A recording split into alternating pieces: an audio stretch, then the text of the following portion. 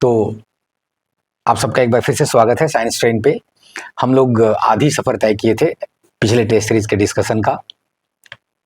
Question number 1 to 25 आज cover करते हैं आगे वाले क्वेश्चंस। तो क्वेश्चन नंबर 26 लेते हैं।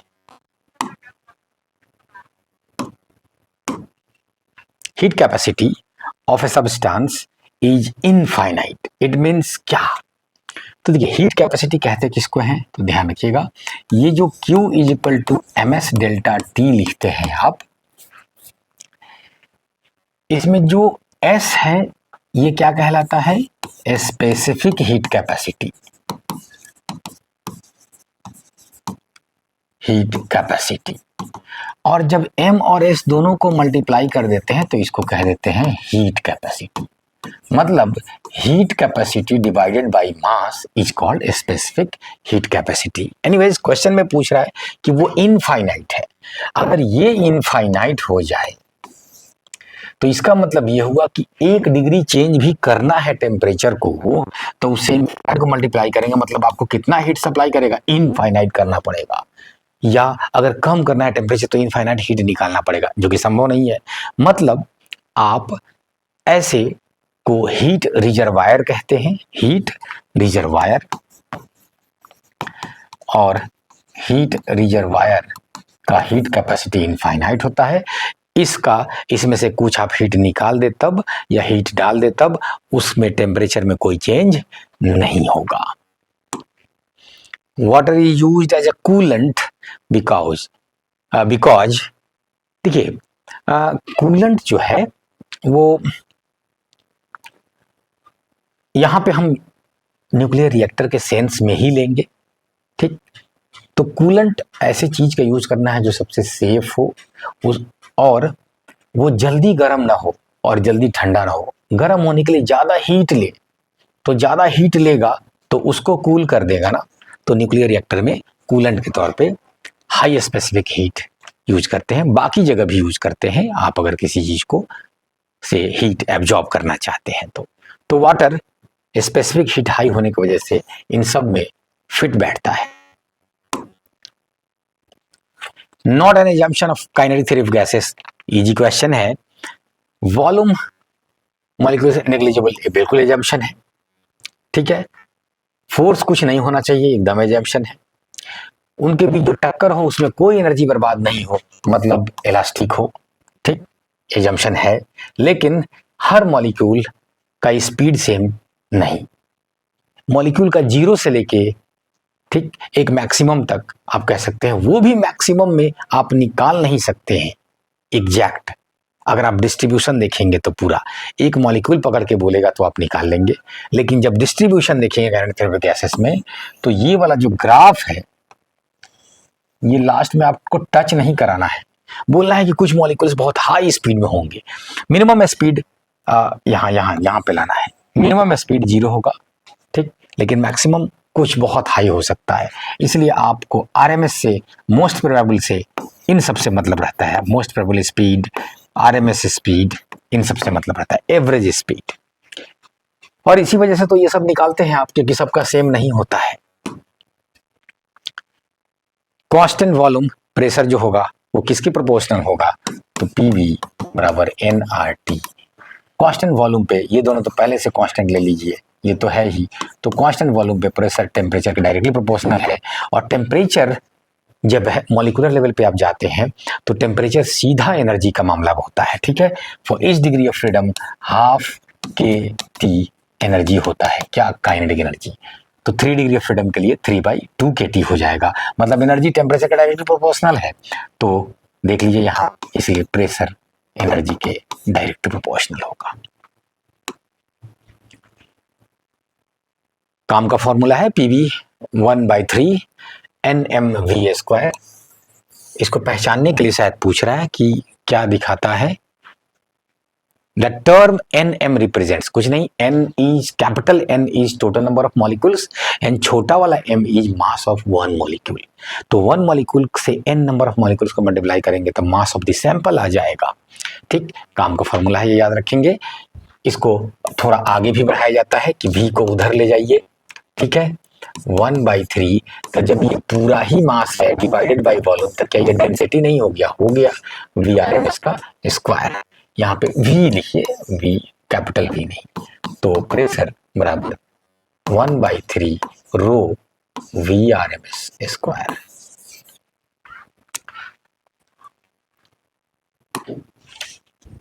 आइडियल गैस को कंप्रेस करेंगे एडियाबेटिकली, तो temperature rises and the molecules have more kinetic energy than before, the kinetic energy increases. अच्छा, काइनेटिक एनर्जी क्यों इंक्रीज करता है?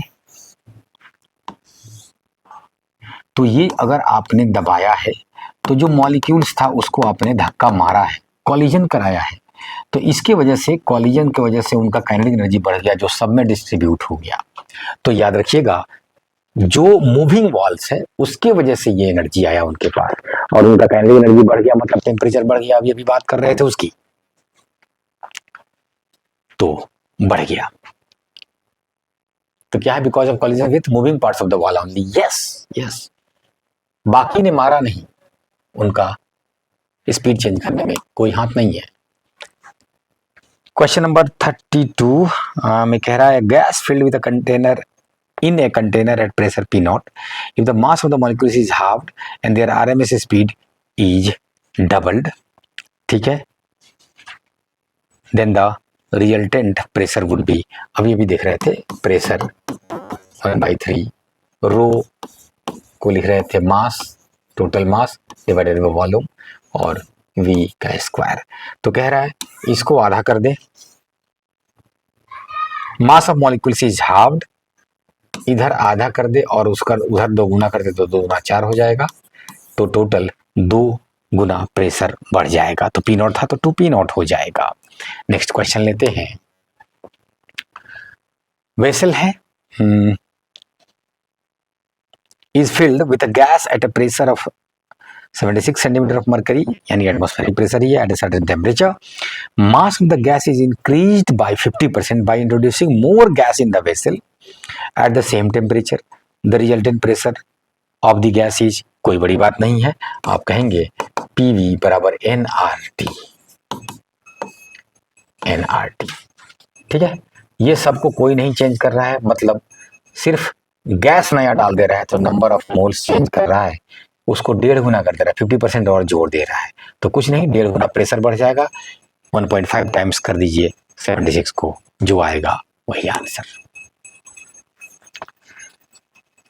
34, nitrogen is enclosed in a vessel of temperature इतना, at which temperature the RMS velocity of nitrogen gas is twice RMS velocity 27 degree Celsius. देखिए 27 degree Celsius यानी 300 kelvin पे जो था, तो 2 गुना करना है VRMS। ध्यान रखिएगा, RMS स्पीड को सिर्फ और सिर्फ टेम्परेचर से मतलब है, ठीक है।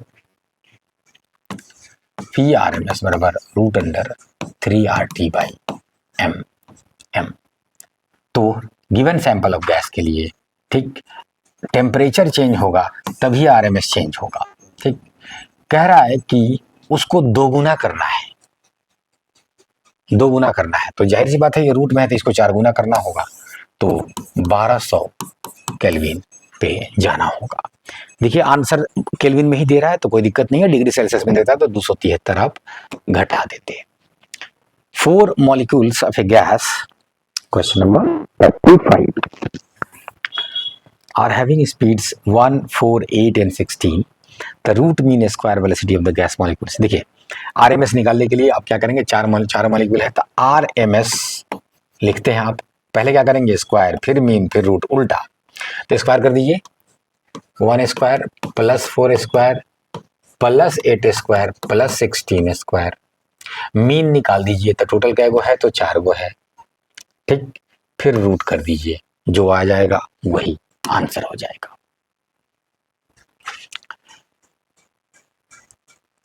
$10,000 वाट ड्रिलिंग मशीन है, एल्युमिनियम में होल किया जा रहा है, 8 kg का है, दे दिया, उसके टेम्परेचर में कितना चेंज आएगा,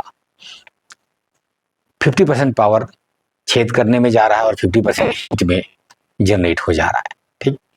तो Q = MS ΔT, पर सेकेंड ये 10,000 जो जूल दे रहा है उसमें से 5,000 जूल ही हीट जनरेट करने में जा रहा है। m 8 kg है, स्पेसिफिक हीट दे रहा है, ये पर ग्राम में दे रहा है, ध्यान रखिए पर डिग्री सेल्सियस, तो आप उसको भी ग्राम में ले लीजिए इसके मास को, ठीक है, इंटू स्पेसिफिक हीट 0.91 हो जाएगा, इंटू डेल्टा टी होगा। यहाँ से डेल्टा टी आप निकाल लेंगे। बस ध्यान रखेंगे कि 1 सेकंड में इतना टेम्परेचर चेंज होगा, ये 2.5 मिनट बोल दिया है क्वेश्चन में, वो मिस ना कर जाएंगे। तो इसलिए टोटल जो डेल्टा टी होगा आएगा वो यहाँ वाले delta T, total delta T जो होगा वो यहाँ वाले डेल्टा टी इंटू 2.5 मिनट में कितने सेकंड होंगे, तो 150 सेकंड होंगे, जो आएगा वो मिल जाएगा आपको। पर्सन का वेट 50 kg है। टेक्स इन क्वेश्चन नंबर 37, आदमी 50 किलो का है, 1500 किलो कैलोरी डाइट रोज लेता है। अब अगर कह रहा है कि this energy were to be used in heating the body of a person without any losses, अब लीजिए, तो आदमी मर जाएगा। वो बहुत सारा काम करता है इस एनर्जी से लेके, आप खाली उसका टेम्परेचर बॉडी का बढ़ा रहे हैं। Then the rise in his temperature is, anyways physics है, कह रहा है तो निकाल दीजिए। तो कह रहा है कि ये एनर्जी से पूरा उसको गर्म करने में हम लोग लेना चाहते हैं, ठीक है, और कैलोरी पर ग्राम इसमें सब दिया हुआ है। तो ये है बंदा जो है इतना ग्राम का है, इनटू स्पेसिफिक हीट, बेसिकली मैं कुछ नहीं कर रहा हूँ, Q बराबर MS डेल्टा टी पे फिर से बन जा रहा हूँ। Q जो है वो 1500 किलो कैलोरी है, मतलब 10⁻3, ये ग्राम में ले लेंगे क्योंकि स्पेसिफिक हीट ग्राम में दे रहा है, 0.83 इंटू डेल्टा टी, तो देख लीजिए, इससे निकाल लीजिए, delta T is equal to, ये हटाइए 1500 डिवाइडेड बाई 50 इंटू 0.83 कट गया, 30 डिवाइडेड बाई 0.83, लगभग 35 के आसपास आएगा, 35-36, ठीक है। ध्यान दीजिए, ये जो आया है ये बॉडी का टेम्परेचर नहीं है, बॉडी के टेम्परेचर में इंक्रीज इतना है। तो नॉर्मल ह्यूमन बॉडी का टेम्परेचर 37 डिग्री सेल्सियस पे होता है, उसमें 36 जोड़ेंगे तो 73 डिग्री सेल्सियस पे बॉडी पहुंच जाएगा। ये सिर्फ फिजिक्स में इमेजिन किया जा रहा है, रियल वर्ल्ड में ये इम्पॉसिबल है, क्योंकि जो 37 डिग्री सेल्सियस आपका टेम्परेचर है ये 41-42 तक जाते जाते बुरा हाल हो जाएगा, आदमी बेहोश हो जाएगा और 45-46 तक जाते जाते मर जाएगा, ठीक है। मैं डिग्री सेल्सियस में बात कर रहा हूँ, इसको फ़ारेनहाइट में चेंज करेंगे तो 108-110 के पास जाते जाते फ़ारेनहाइट, इतना टेम्परेचर जो आप बुखार नापते हैं वो फ़ारेनहाइट में आमतौर पे घरों में नापते हैं, जो कि आप कहते हैं बॉडी टेम्परेचर 90 से 98 डिग्री है, वो फ़ारेनहाइट है। डिग्री सेल्सियस में 37 डिग्री सेल्सियस है, तो 110 फ़ारेनहाइट तक जाते जाते आदमी का मामला साफ हो जाता है, तो वो 40-41-42 तक में जाते जाते मामला साफ हो जाएगा। ये 73 डिग्री सेल्सियस तक ले जा रहा है, कोई बात नहीं, माफ कर दीजिए, फिजिक्स है।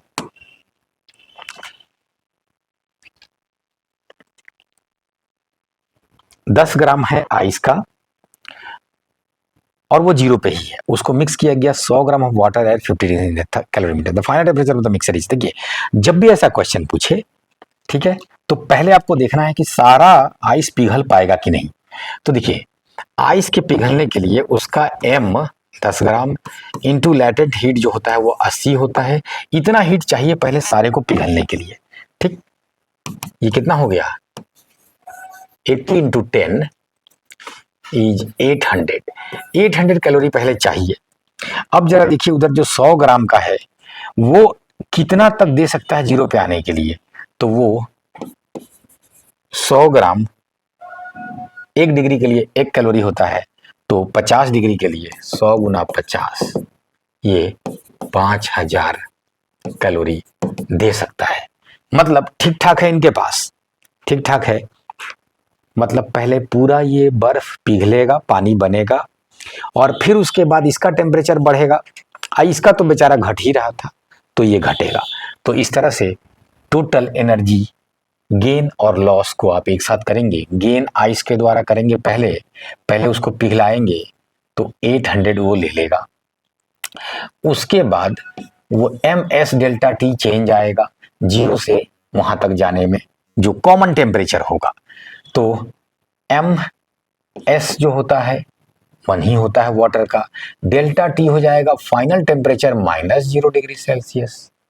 ये गेन हो गया इसका, ठीक। उसका जो लॉस होगा वो उसका m स्पेसिफिक हीट तो 1 होता है, इनटू कितना नीचे गया तो फाइनल टेम्परेचर माइनस जो पहले से था उस पे, मतलब जो गिरा उसमें से, उल्टा मैं बोल दिया यहाँ पे कि कितना डेल्टा टी आया, तो जो पहले से था वो माइनस फाइनल टेम्परेचर।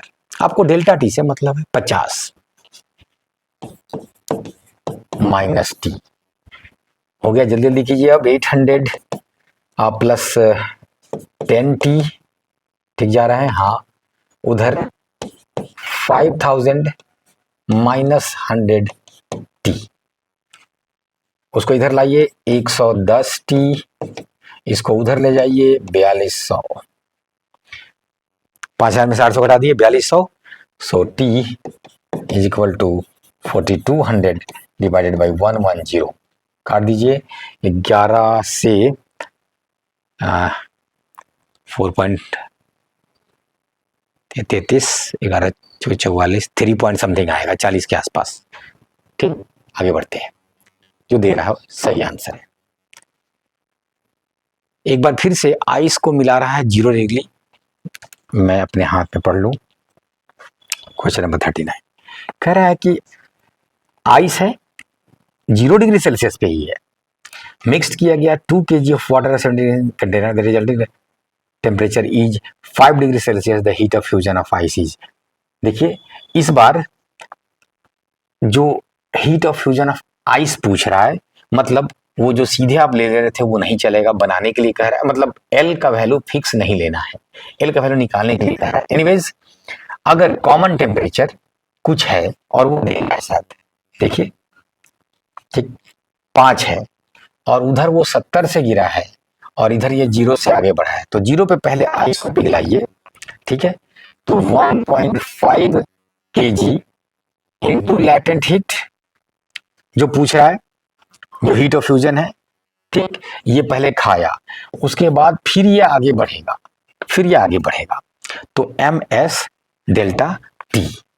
तो इस बार m है और s कितना है, तो s जो है आपको दे रहा होगा ब्रैकेट में, और वो बात मशहूर है 4200 होता है। ये पूरा कह रहा है 4186 लेने के लिए ले लीजिए फिलहाल 4186 इनटू डेल्टा टी।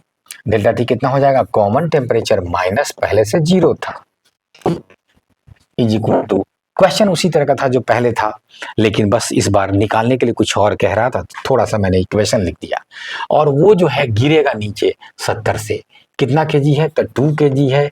एस तो वही आएगा जो 4186 दे रहा है, और 70 से गिर के कॉमन टेम्परेचर पे आ जाएगा। कॉमन टेम्परेचर भी 5 दे रहा है, तो कॉमन टेम्परेचर यहां पे भी 5 दे रहा है। एल का वैल्यू निकाल लीजिए, बाकी सब नोन हो गया। Boat having a length of 3 metre and breadth 2 metre, हाँ, is floating on a lake. The boat sinks by 1 centimeter when a man gets on it. देखिए अगर ये 1 सेंटीमीटर नीचे धंस गया, कोई आदमी आके इस पे चढ़ गया तो ठीक है, थोड़ा सा टेढ़ा पैर बन गया उसका, कोई बात नहीं है, स्टाइल में खड़ा है। तो ये जो वॉल्यूम इसने हटाया वही तो इसका मास है, जो वॉल्यूम ऑफ वाटर उसने किया उस वाटर का जो मास आएगा वो उस आदमी का मास होगा, तो सिंपल हो गया तब। तो कुछ नहीं, डेंसिटी ऑफ वाटर, जो वॉल्यूम हटाया वो इनटू जी, यही इस बंदे का वेट होगा, यही इस बंदे का वेट होगा, यानी कि क्या कहते हैं केजी में दे रहा है तो ठीक है, तब mg लिखिए। मास पूछ रहा है, वेट पूछता तो न्यूटन में दे देते। एनीवेज जी से जी काट दीजिए, रो भी कह रहा है निकालने के लिए, रो जो होता है ऐसा यूनिट में 1000 kg पर मीटर क्यूब होता है पानी का। वॉल्यूम कितना जितना हटाया है, तो आप कहेंगे length into breadth into height. तो 3 इंटू 2 इंटू हाइट कितना है, 1 सेंटीमीटर है, मतलब 0.01 है। 1 सेंटीमीटर मतलब 0.01। देखिए जो आ गया यही आंसर हो गया। क्या हो गया ये 6 इंटू ये 1000 उससे करेंगे तो 10 आएगा, 60 kg आंसर। ये देखिए स्पेसिफिक ग्रेविटी देके और मिक्सचर का यानी एलवाई का आपसे स्पेसिफिक ग्रेविटी पूछ रहा है। ठीक है, चलिए देखते हैं। तो पहले तो ये कहेंगे कि स्पेसिफिक ग्रेविटी ऑफ एलवाई होगा क्या।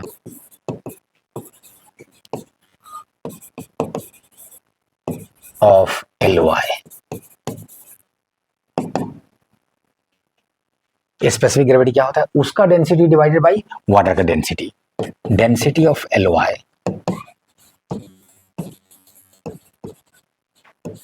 Bye density of water. अब डेंसिटी ऑफ एलवाई कैसे निकालेंगे, तो देखिए जितना दोनों का अपना अपना वॉल्यूम था पहले, मिलने के बाद भी वॉल्यूम वही रहेगा, इसमें कोई दिक्कत नहीं है। दोनों का जोड़ के टोटल वॉल्यूम हो जाएगा। मास कैसे आएगा, तो दोनों का जोड़ के टोटल मास हो जाएगा। तो कर दीजिए, यहां लाते हैं डेंसिटी ऑफ, तो मास बाई वॉल्यूम कर देंगे, तो m1 plus m2। Density of water को अभी रहने देते हैं एक तरफ, रो डब्ल्यू लिख के, और इधर मास बाई वॉल्यूम करते हैं। तो वॉल्यूम दोनों का अपना अपना बताइए कितना हो जाएगा। तो अपना अपना जो है वॉल्यूम अपने अपने डेंसिटी, मान लीजिए कि डेंसिटी जो होता है वो मास बाई वॉल्यूम होता है, तो अपना अपना वॉल्यूम जो होगा वो मास बाई रो करते जाइए। तो m1 by rho 1 plus m2 by rho 2। ठीक है, और इनका भी स्पेसिफिक ही ग्रेविटी पूछ रहा है, तो हम कोशिश करेंगे कि इसके नीचे ये आ जाए, ठीक, ताकि स्पेसिफिक ग्रेविटी लिखना आसान हो जाए। तो m1 प्लस m2 रहने देते हैं, ये अंदर आएगा तो यहाँ ऊपर मल्टीप्लाई होगा।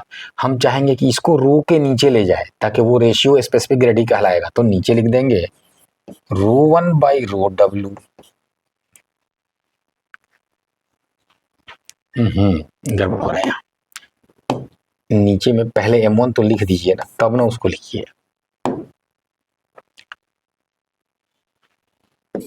m1 by rho 1 by rho W plus m2 by rho 2 by rho W. ये देखिए यही स्पेसिफिक ग्रेविटी है, दोनों का अपना अपना S1 S2 दे रखा है। तो आप कहेंगे m1 plus m2 divided by m1 by S1 plus m2 by S2। ऐसा ही कुछ दे रहा होगा, हाँ दे रहा है। मैन जो है वो 40 kg का है और वो फ्लोट कर रहा है water in a lake. His apparent wait is, ये लेक बहुत कम जगह ऐसा पाया जाता है, डेड सी एक है लेक जिसकी डेंसिटी ह्यूमन के बॉडी के डेंसिटी से ज़्यादा होता है, तो आप फ्लोट कर सकते हैं वहाँ। एनीवे जब फ्लोट ही कर रहे हैं तो आप पूरी तरह से आपको वेटलेसनेस वहाँ पे मशीन पे आपका वेट देखा जाए तो 0 आएगा, अपरेंट वेट कुछ नहीं है जब पूरी तरह से फ्लोट कर रहे हैं। तो the barometric pressure and height on earth are इतना इतना, ठीक है। Taken to the moon then barometric. देखिए बैरोमीटर बोलते ही ध्यान रखिएगा, बैरोमीटर बोलते ही आपके दिमाग में अगर ये आता है तो अच्छा है। ये मरकरी है और इसमें उलट के बैरोमीटर का ये apparatus ऐसे रखा हुआ है, और ये पहले से अंदर हवा नहीं लेना है, पहले पूरा उठाना है। तो जब उठाते हैं तो आप देखते हैं कि 76 सेंटीमीटर तक उठ जाता है ये mercury.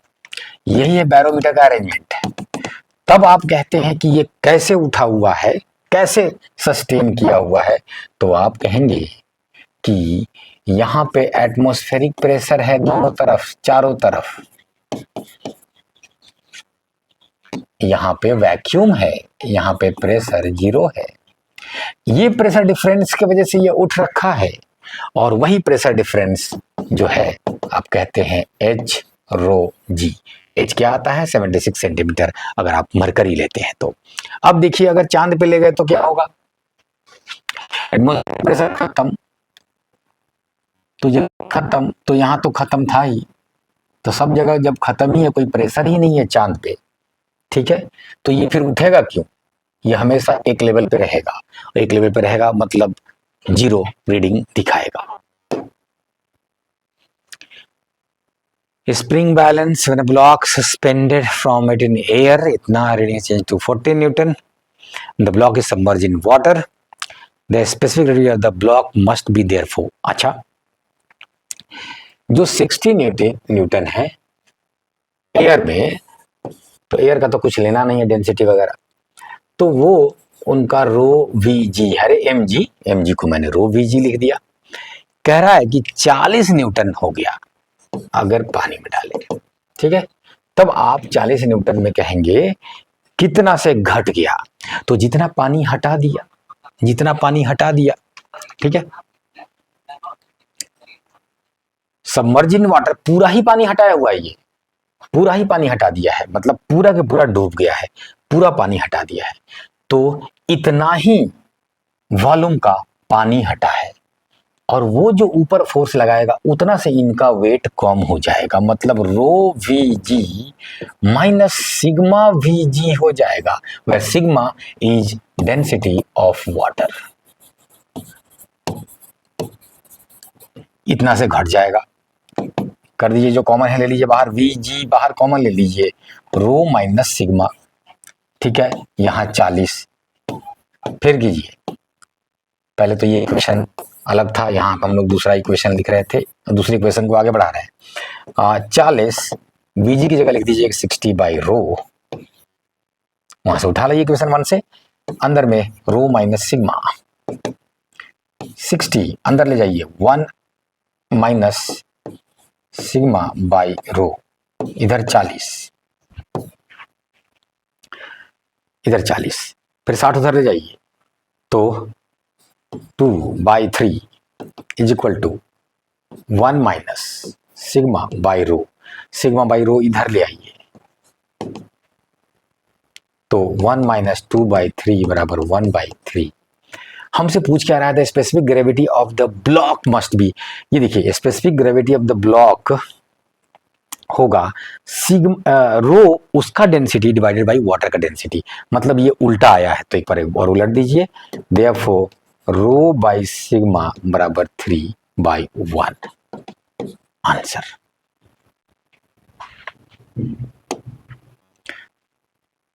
Solid of density is floating in a liquid of density, छोटा d, U is the volume of solid submerge in the liquid and ये सिंपल बेसिक कॉन्सेप्ट पे पूछ रहा है कि अगर सॉलिड का डेंसिटी डी है, लिक्विड जिसमें डूबा हुआ है इसका डेंसिटी छोटा डी है, वी टोटल वॉल्यूम है, ठीक है, वॉल्यूम ऑफ द सॉलिड, और छोटा वाला जो ये यू है, देखिए ये भी यू ही है, कैपिटल लिखने से नहीं होगा, यू डूबा हुआ है और टोटल जो है वो वी है, तो कुछ नहीं, एक बार फिर से इनका जो वेट है वो कौन बैलेंस कर रहा होगा, तो जितना पानी हटाया होगा, आर्किमिडीज लॉ पे, सिंपल क्वेश्चन।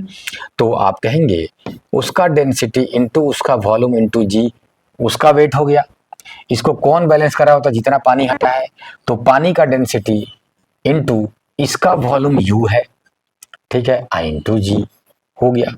जो पूछ रहा है बता दीजिए, कुछ रेशियो पूछ रहा है, यू बाई वी कीजिएगा, जी से जी कट गया तो capital D by small D.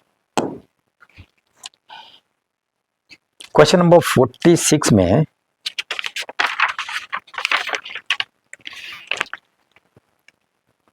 100 cc is emerge completely in water, completely emerge होते ही ध्यान रखिएगा पूरा डूबा हुआ है, लेकिन इसका मतलब ये भी नहीं समझिएगा कि वो पेंदी में जाके बैठ गया है, क्योंकि वो लोहे का हो सकता है बहुत भारी, तो पेंदी में जाके बैठ जाएगा।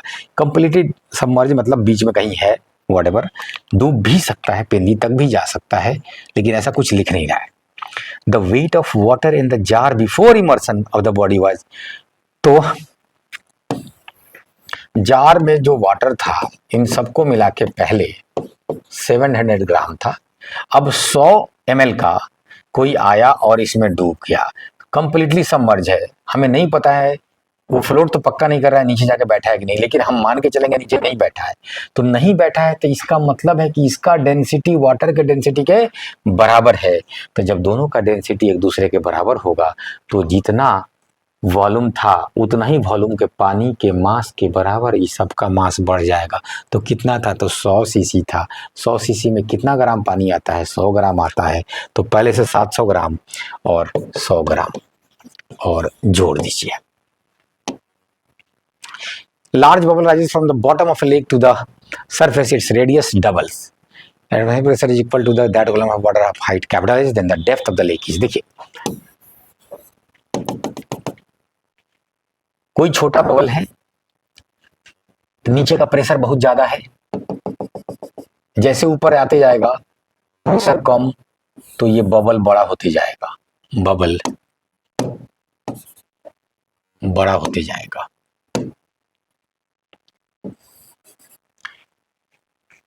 अब देखिए कह रहा है कि उसका रेडियस डबल हो गया, तो अगर इसका वॉल्यूम भी था तो ये 8 भी हो जाएगा, 3 गुना 3 पावर दे देंगे 2 to the power 3 times volume बढ़ जाएगा।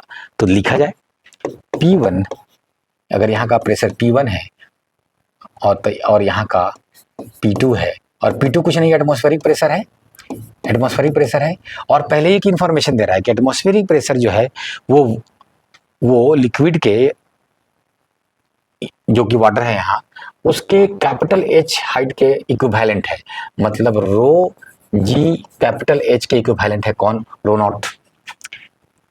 ठीक, तो P1 V1 बराबर P2 V2, P1 जो होगा ये प्रेशर प्लस इनका रो जी एच, तो वो प्रेशर पहले लिखिए रो जी कैपिटल H, एक ही लाइन में लिख रहा हूं आप लिखिएगा P nought plus H rho g, P nought को मैंने यहां डाल दिया प्लस रो जी, ये वाला छोटा h हमको नहीं मालूम है वो निकालना है, वही कह रहा है निकालने के लिए, इज इक्वल टू P2, यहाँ का P2 तो क्या है, तो वो एटमॉस्फेरिक प्रेशर के बराबर है रो g capital H into V2। अब देखिए ये वाला प्रेशर नीचे का इंटू वहां का वॉल्यूम अगर भी लेते हैं तो यहाँ का वॉल्यूम 8 भी हो गया, ध्यान दीजिएगा। ठीक, V से भी कट कर दीजिए, रो जी कैपिटल H इधर है और कैपिटल H इधर भी है, ठीक, तो उनको सब एक जगह ले जाइए, तो रो जी छोटा h बराबर 8 rho g capital H minus rho g capital H, rho g काटिए सब, छोटा वाला h बराबर 8h minus h is equal to 7h। Answer, total weight of a piece of wood is 6 kg, 6 kg।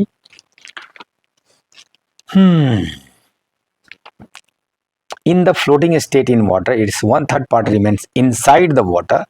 On this floating solid, what maximum weight is to be put such that whole piece of the wood is drowned in water। देखिए 6 kg में 1/3 जा रहा है तो 2/3 बचा हुआ है, तो 12 kg कीजिए, कुछ नहीं, अभी अभी फ्लोटिंग हम लोग देख रहे थे।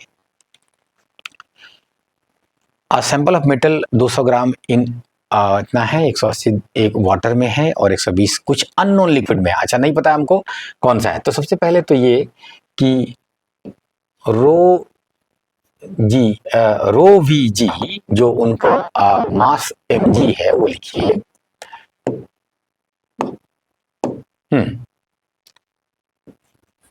एम जी यानी कि रो वी जी बराबर पहले से दे दिया 210, हम ग्राम में ही रहने देते हैं तो आंसर ग्राम में ही आएगा, ये दे दिया। अच्छा उसके बाद वाटर में जब डाला, वाटर में डाला तो 180 हो गया, तो वाटर में डाला तो कितना हो गया, तो जितना वाटर धकेलेगा ऊपर उसको घटा दीजिए, तो rho V g minus sigma V g, sigma V g, sigma क्या है वाटर का डेंसिटी ले लिए। अच्छा, सीजीएस यूनिट में वाटर का डेंसिटी 1 ही होता है, 1 ग्राम पर ml, ठीक, परसेंट मीटर क्यूब। तो Vg बाहर ले लीजिए, तो ρ-1 बराबर 180। ये पहला इक्वेशन, ये दूसरा इक्वेशन मिल गया। और अननोन लिक्विड का कुछ मान लीजिए, छोटा वाला डी डेंसिटी लेते हैं, चलिए उसका लिखिए अननोन के लिए, फॉर अननोन।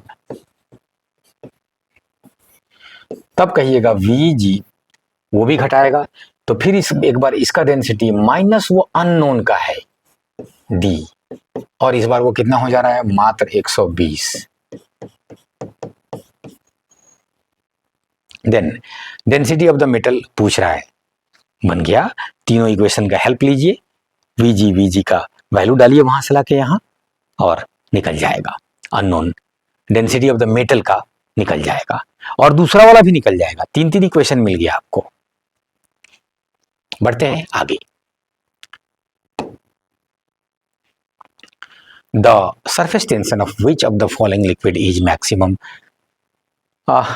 इस तरह से केमिस्ट्री देके पूछ रहा है तो घबराएंगे नहीं, आप देखेंगे कहाँ पे हाइड्रोजन बॉन्डिंग ज़्यादा अच्छा है, और हाइड्रोजन बॉन्डिंग बनाने के लिए महारत हासिल है वाटर को। इन सब चीज़ों में देखेंगे तो मैं ये नहीं कहता हूँ कि वाटर से ज़्यादा मजबूत हाइड्रोजन बॉन्डिंग कहीं और नहीं हो सकता है, लेकिन इन सब में सबसे मजबूत हाइड्रोजन बॉन्डिंग वहीं हो रहा है, तो सबसे अच्छा सरफेस टेंशन भी वहीं आएगा। तो क्वेश्चन नंबर 50 था। इसी के साथ हम लोगों ने टेस्ट सीरीज का डिस्कशन जो सेकेंड पार्ट था वो भी कंप्लीट किया। थैंक यू, मिलते हैं अगले क्लास में, बाय बाय।